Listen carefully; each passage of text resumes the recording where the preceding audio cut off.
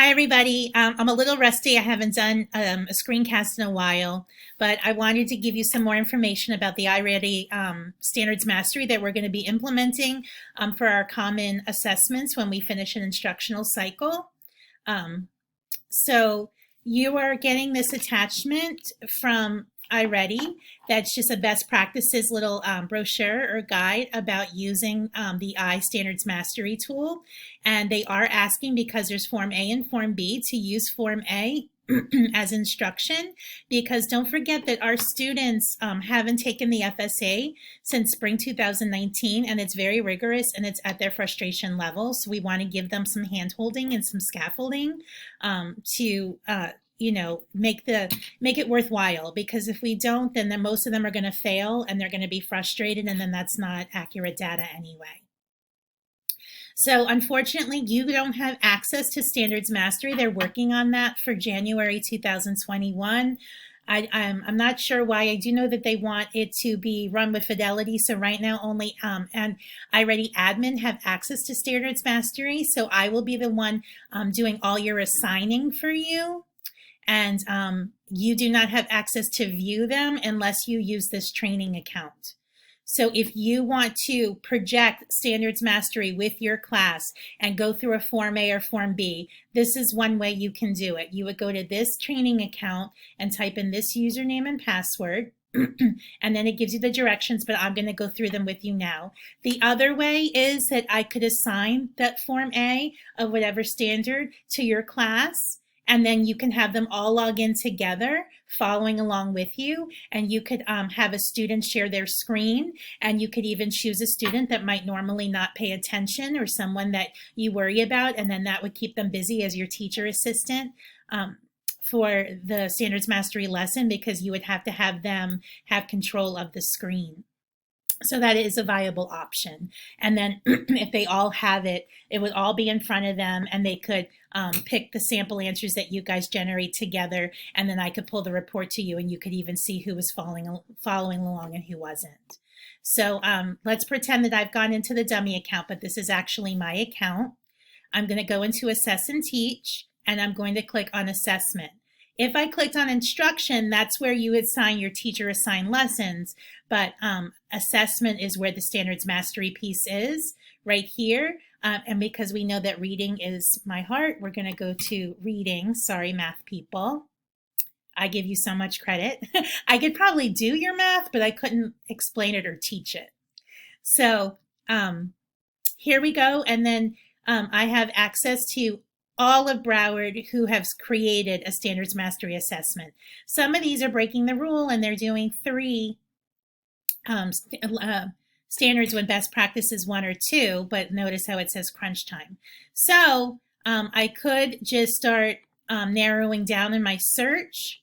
Oh, I know Mary Stevens. Or I can go to Create New, which you guys can do, and is probably in the directions. Go to your grade level. We've already clicked the subject area. Oh, my picture's on top of it. And then here are all the Standards Mastery assessments for 7th grade language arts. And I already gave you guys a PDF of all the available lessons for your IFCs, your instructional focus calendars.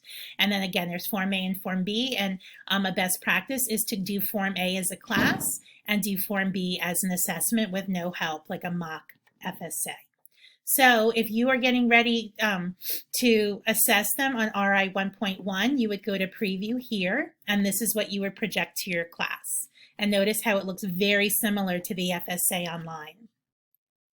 So you would notice here that it's only 4 questions, but it does say that it should take them at least 15 minutes, I think longer.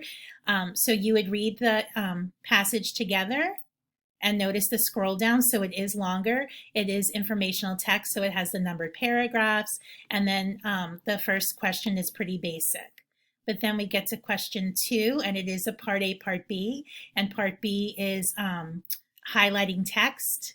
So there again is FSA skills at work. And then question 3, same passage, so they can refer back to it, but it's another part 3. It's another part A, part B. Again, and it's using the highlighting tool or selecting tool. And then number 4 is actually a drag and drop.